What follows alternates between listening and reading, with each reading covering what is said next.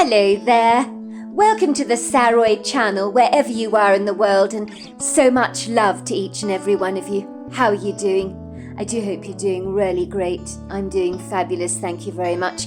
And I'm so delighted you've joined me for part 2 of our story tonight.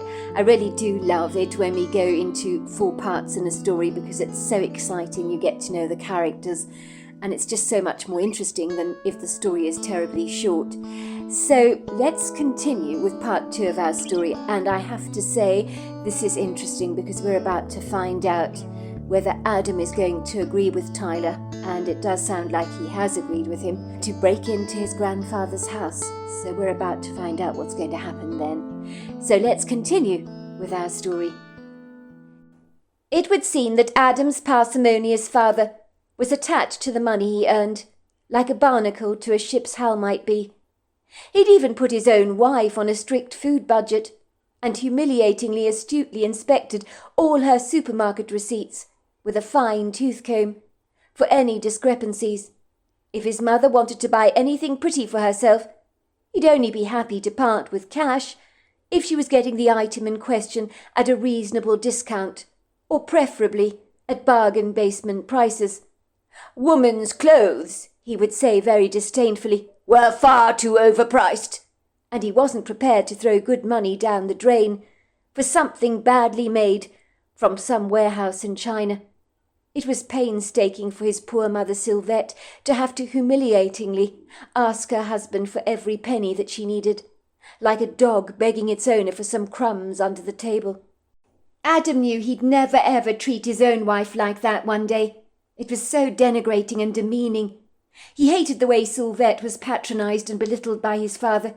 He knew his mother was terribly afraid of his father, for he had a huge temper on him, and when he erupted, Adam noticed he would make the glasses hanging in the bar rattle under the booming cadence of his voice, and Sylvette would do just about anything to keep the peace in their household, so she was always very subservient. The only person in the Webster household who managed to masterfully extract any cash out of their miserly Scrooge of a father was Adam's ever-so-complacent, manipulative sister Blaine, who only had to coquettishly flash her eyelashes at their father, or bleat rather pleadingly, like a desperate lamb being attacked by a coyote, for her father to hemorrhage money for her, like it was nobody's business.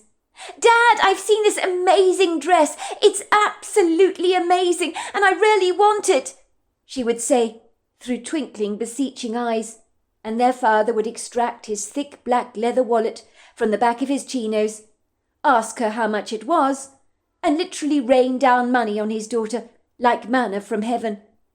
Regretfully, Blaine was selfishly as tight as her father was, so when Adam asked his sister for a loan, she would take great pleasure in doggedly refusing his every request, while rubbing her great stash of cash under his very nose so that Adam would drool like a dieter might over a chocolate cake. "Come on, sis," Adam would appease her. "Please give me a little loan. I would really like to ask Bonnie Patterson on a date. I promise I'll pay you back every last penny." Blaine would give her brother a self-approving, conceited smile and say, "Sorry, I'm not parting with any of this cash of mine. And by the way, don't waste your time with Bonnie Patterson. She's not interested in dating a poor little church mouse like you. I mean, credit that girl with some sense, will you? She's going out with Greg Hungerford, isn't she? And he's absolutely loaded. You'll never be able to compete with him. Besides, he's a lot better looking than you are. I think I heard from someone that Bonnie only likes blondes. So tough titty, you don't stand a chance, bro," she had told her brother rather delightedly. Adam inwardly winced at his sister's cutting words, but Blaine had a mouth on her that was dirtier than a potty. "That wasn't a nice thing for you to say, sis, and it's not true, and you know it, and I know it." Whatever his sister might say to ruffle his feathers and get a satisfactory rise out of him, Adam knew he wasn't bad looking. He'd been told that often enough, with his dark locks and deep green eyes. "One of these days Bonnie will definitely go out with me. But please, sis, be reasonable. Loan me some money, will you?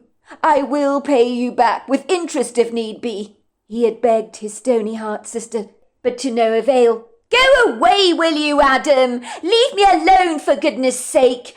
I don't need to listen to you begging me. It's pathetic. I told you. I have no intention of lending you any money. So go away, will you? Adam knew only too well how his frugal father would react if he were to ask for yet another loan. It would be Groundhog Day all over again, being replayed. He could predict word for word the vocal trajectory of his father's condescending words, almost as if reciting a poem he'd rehearsed. It was unfair that his smug sister never owed their father a single penny, because the money Adam's father gave her was always a gift, never ever a loan. Yet every dollar that came his way was being accounted for by his thrifty father, and would need to be repaid in due course. And his father wouldn't hesitate to add interest on the loan. Tyler was right. His churlish father was a tight-fisted bugger, and his cantankerous grandfather was not much more different. They were like two peas in a pod, even though Adam's father would be loath to admit it, as the last thing his father would want would be to be compared to his own father, as the beleaguered memories of his childhood and the callous, insouciant way his father had treated him growing up had left Adam's father aggrieved and extremely bitter. There was undoubtedly a mean streak in Adam's father's side of the family, which regretfully Blaine seemed to have inherited.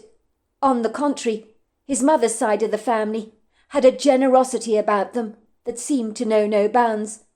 Whenever Adam had asked his acquisitive dad for a loan, he would lightly place his hands on his hips, give his son a formidable defiant glare, and say, "You already owe me money, son. I'm waiting for you to pay me back with interest. You need to get out there, get a job for yourself. Get off your lazy backside, will you? Do something worthwhile and constructive with your life, for goodness sake. You're not getting a single penny out of me. Do you understand? I'm not a bloody bank." "But it's not fair, Dad. You're playing favourites here. Whenever Blaine asks you for money, you give it to her with no questions asked. But if Mum wants anything, you're literally interrogating her before you even agree to give her anything. Then you go through her receipts, you limit her spending, and as for me, if I dare ask you for anything, well, it's like extracting blood from a stone, isn't it? I have to work for all the money I make, but you treat Blaine as if she's royalty. Anything Blaine wants, she gets. She's never had to work for anything a day in her life. It sucks." "Your sister is a young lady. I'm looking out for her needs. But you're a young man now, and you need to pull up your socks and learn to fend for yourself, instead of tirelessly complaining about your lot. You're ungrateful. That's what you are, Adam. You have food in your belly, a roof over your head, and you have an excellent education going to that great school of yours that's setting you up for life. So quit feeling sorry for yourself, young man. Do something worthwhile with your life. Something about making money. When I was your age, and even before that, when I was 7 and 8, I was doing jobs. I had 4 jobs I was juggling by the time I got to your age. This generation. What can I say about this generation? Nothing good, let me tell you. They expect handouts all the time. Like that useless, no-good friend of yours, Tyler. He expects his parents to pay him for doing what? Absolutely nothing. You need to get out there, son. Make something of yourself. One day you'll thank me for being tough on you." "Go on," said Tyler, giving Adam a nudge. "You haven't answered me. You've been miles away. When did you take those scoops of Tom and Jerry's ice cream out of the freezer? When you were at your grandfather's house? How long ago was that? Let's see. I think I played that Monopoly game with him over 2 years ago. Goodness gracious, time's gone by fast. I haven't been back to his house since. I know he plays Monopoly with friends. He doesn't have any time for his grandchildren. Never has. I think he only put up with me that day, as there was nobody else to play with. My grandfather always is looking for mugs that are willing to play with him, put up with his cheating, so to speak. Let's just say he doesn't have time for Blaine these days, or for me for that matter. I think he's never liked children, and now we're teenagers, he has even less time for us. I know when he comes for dinner on a Friday night, he barely even acknowledges us. Well then, let's do it, bro. Let's rob the old bugger. Your grandfather treats you like nothing. Why should you care if we take money from the old codger? It serves him right, if you ask me. You mean take money in the freezer? The money in the Tupperware container that I was telling you about? Yeah, that's exactly what I mean. Where does he sleep, your grandfather? Upstairs. There you go. And the kitchen's downstairs. Let's go and check out the place. And if we can get in, we can make a beeline for that freezer of his and be out of his house without even blinking an eyelash. Your grandfather will likely sleep through it all. And you and me, we'll be flush with the cash. We'll split it down the middle. How hard can it be, bro? But what if he knows it's me, Tyler, that stole his money? What if he remembers that I went into that freezer for ice cream 2 years back? What if he figures it all out?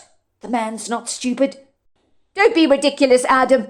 You were at his house 2 years ago. That's a long time ago. He'll never connect the dots. How can he possibly point a finger at you, even if he suspects you're the guilty one? You can't do that, can you? Come on, bro. Are you up for it or not? Think about it. You won't have to go to that interview tomorrow. Your grandfather will not even know he's been robbed. That's the whole point. He'll look for that Tupperware container in the freezer and wonder where the hell it got to. He might even empty the entire freezer out to look for it. I'm sure he will curse himself for being so vague, so forgetful. And even if he were to report it to the police, they probably wouldn't take him seriously. They'll think he's an old man who's completely lost his marbles. We'll make sure it doesn't look as if there's been a break-in at all. That's if we can find an open window that we can squeeze through. And in this heat, he's bound to have left one open. Are you up for it, bro? Adam did not need to be persuaded. The more he thought about it, the more agreeable the idea seemed.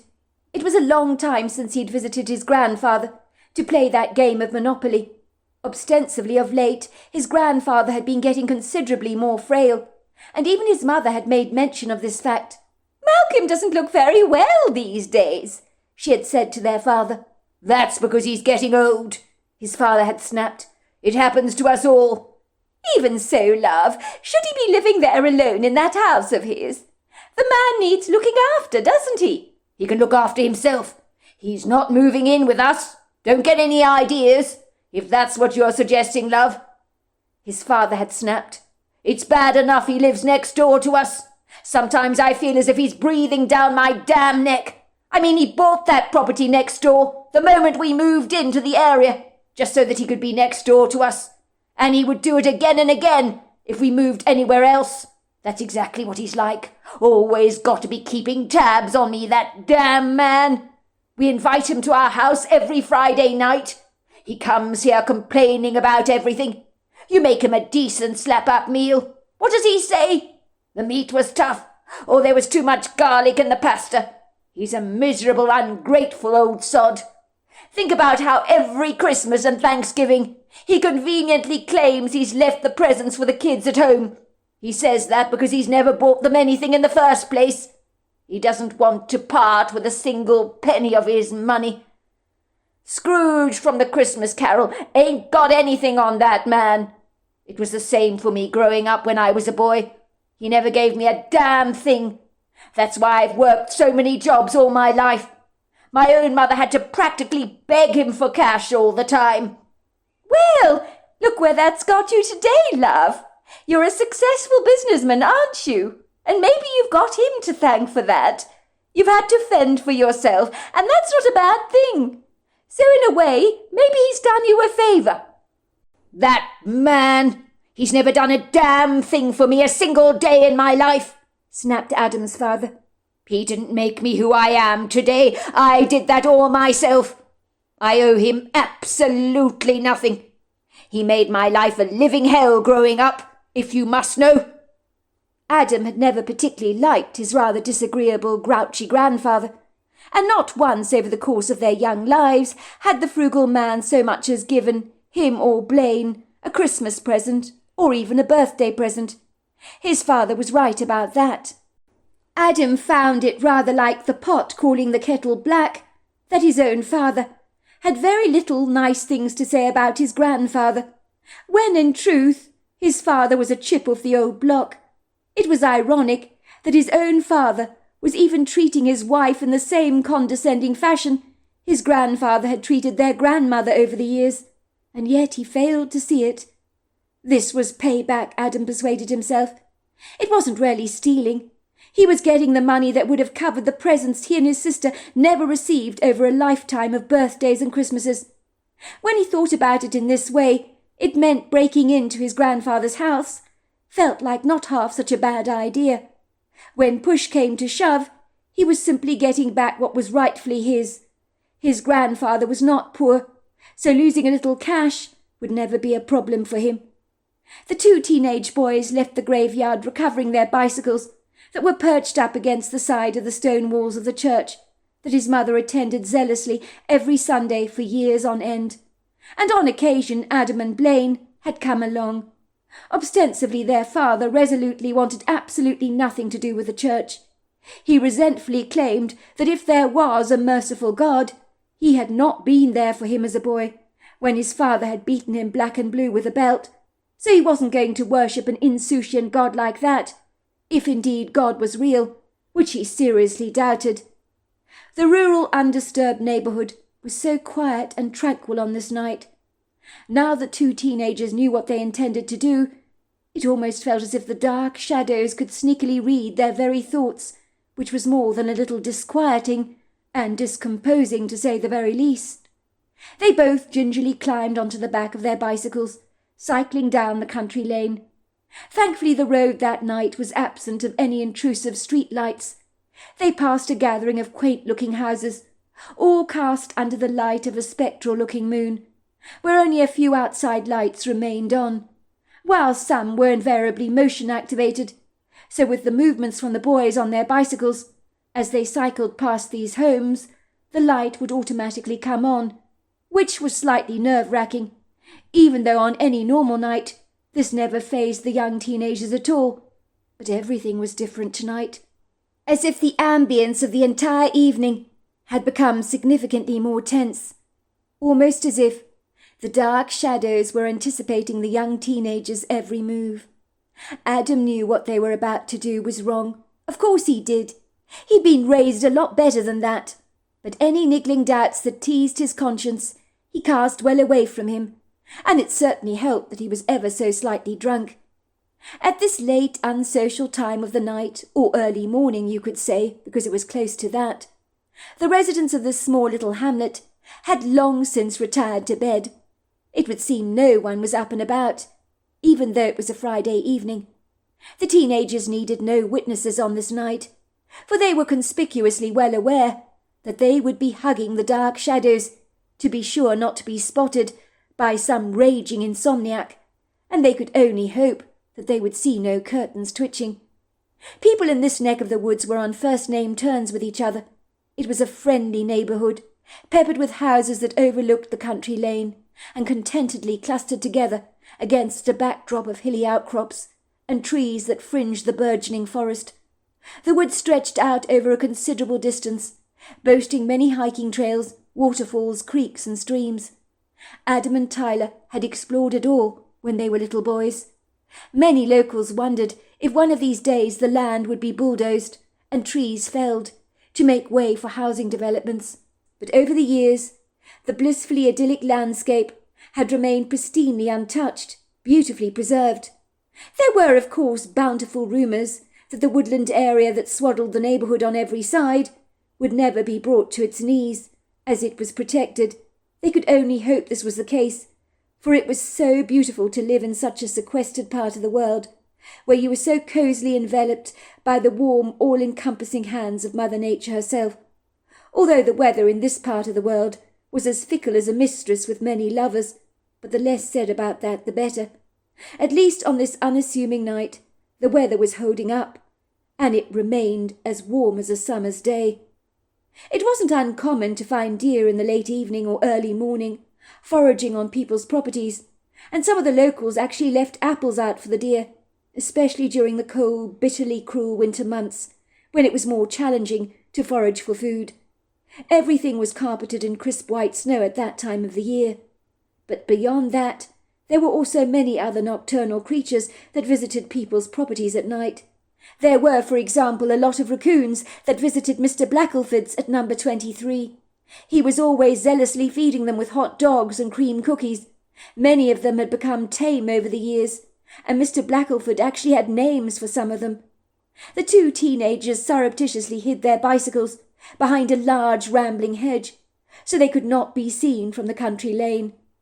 They were now only a few feet away from Malcolm Webber's house, whispering their plans to each other through inebriated slurs. The teenagers slipped up the path that led to the house, cautiously checking over their shoulders that no curtains were twitching in the opposite house. All was serenely still, and as luck would have it, Malcolm Webber's kitchen window was ajar. It would seem fate was smiling on the two young teenagers, and Adam was already envisaging his pockets stuffed with crisp notes. This break-in looked almost too easy. Should he be worried about that? "You go in first," whispered Tyler. "I'll give you a lift up, then I'll follow behind." Adam held up a thumb to say he understood. They moved clandestinely towards the window. Adam's heart was beginning to pound in his chest.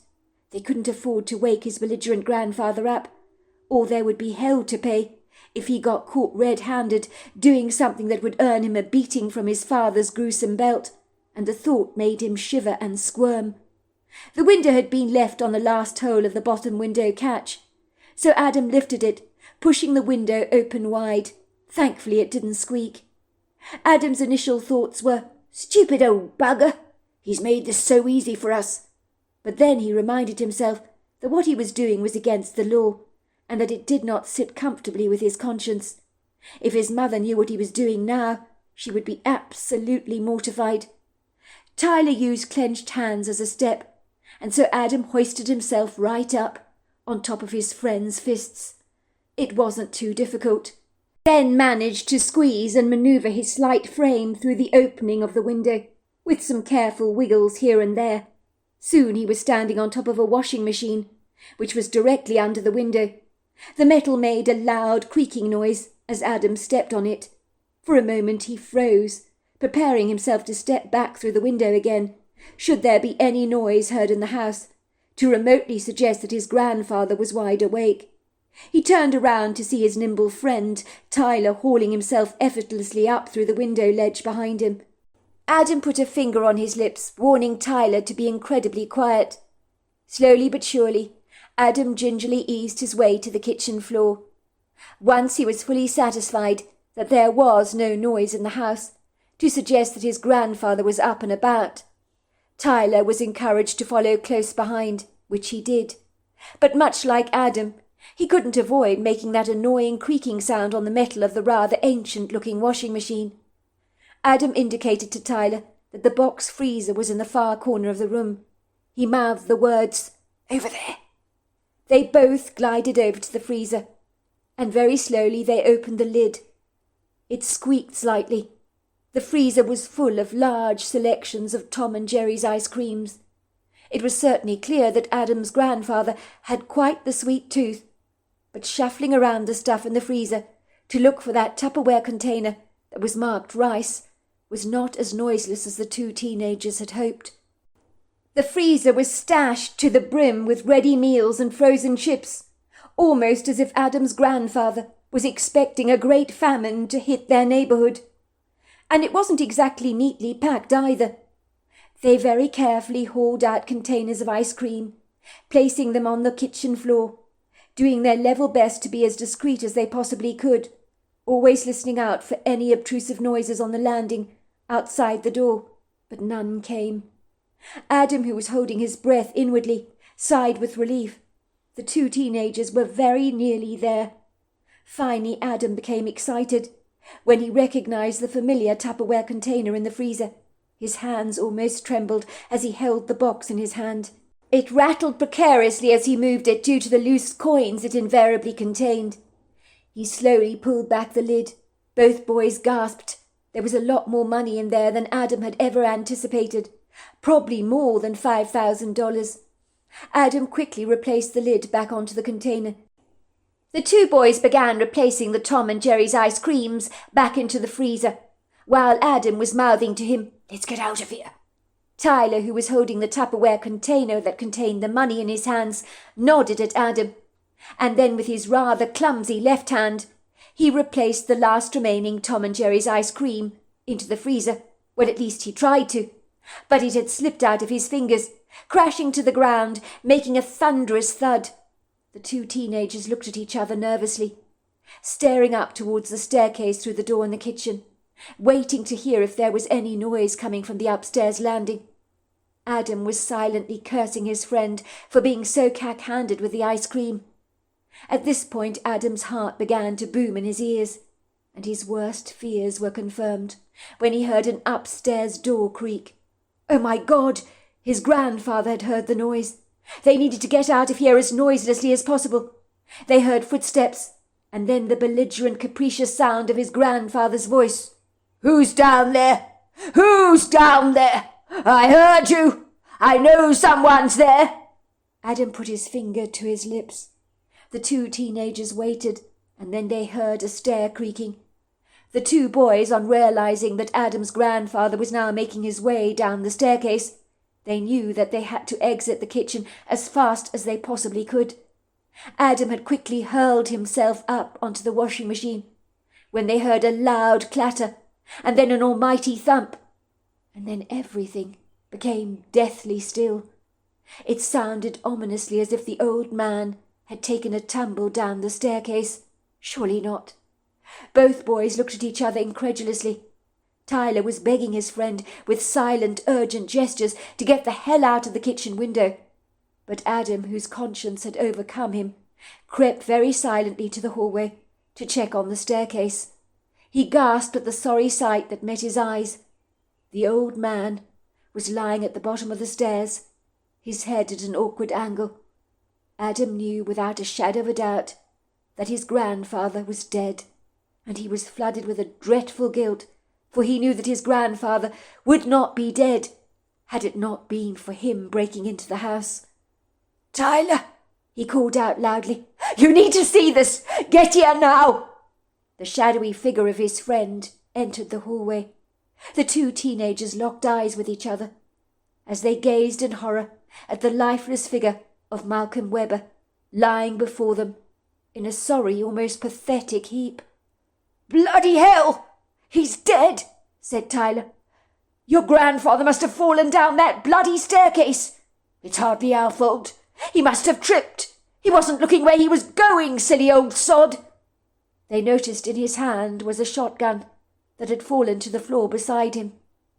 Malcolm Webber had clearly believed there was an intruder in the house, and had hurriedly dashed down the staircase, albeit a little awkwardly, and not really looking where he was going, in his haste to get to the kitchen as fast as he could, to face the intruders, but inadvertently he had tripped and fallen to his death.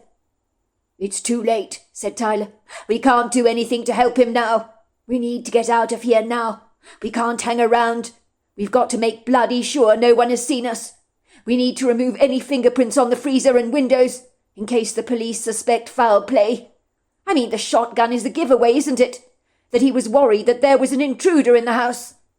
Adam found a kitchen towel and some bleach. They wiped away the surfaces and discreetly climbed out of the window. Adam felt nauseously sick to the stomach, but he was no longer inebriated. His grandfather's broken neck had the effect of causing complete sobriety. He knew that had they not climbed through the window, his grandfather would still be very much alive. He was inwardly cursing himself under his breath for what had happened. "Stupid, stupid idiot," he told himself. "Why did you have to be persuaded by Tyler to do this? I knew it was a bad idea from the very beginning." Once the two teenagers had left Adam's grandfather's place, they somberly divided the money between themselves, but it had lost its gilded allure and seemed somewhat tainted and stained. Both teenagers had got $432 between the two of them, but the moment the boys returned home, as discreetly as they possibly could, slipping into their houses, Adam had spent the remainder of the morning violently throwing up in the toilet bowl, but when he did return to bed, he was out like a light, for exhaustion had seized his nervous anxiety and swept him away into a dreamy state, where at least he could pretend to himself that the fortuitous dreadful events of the previous evening had never actually transpired. But when Adam got up the following morning, he could taste the bitter gall on his tongue. Everything that had happened the previous night seemed to ominously flash back obtrusively in his mind, like a putrid nightmare that he did not want to entertain. It was a text from Tyler telling him to keep stom that reminded Adam, with a cruel cutting blow, that his grandfather was dead. There was little doubt in his mind that he and Tyler were indirectly responsible for the old man's fortuitous demise. Adam grimly climbed out of bed, still wearing his pyjamas. He slipped his cold feet into slippers and wrapped his shivering body into a dressing gown. It wasn't cold by any manner of means, but Adam felt a chill running through his entire body. He went to the bathroom to wash his face and brush his teeth, and then he trailed rather somberly down the stairs as he sashayed towards the kitchen. His sister, who'd recently woken up, followed him close behind. "I can't believe I woke up this late," she complained, as bright light from the large window in the landing made it clear that it was quite late in the morning. "Me too," said Adam. "I also overslept." "But you always oversleep, Adam.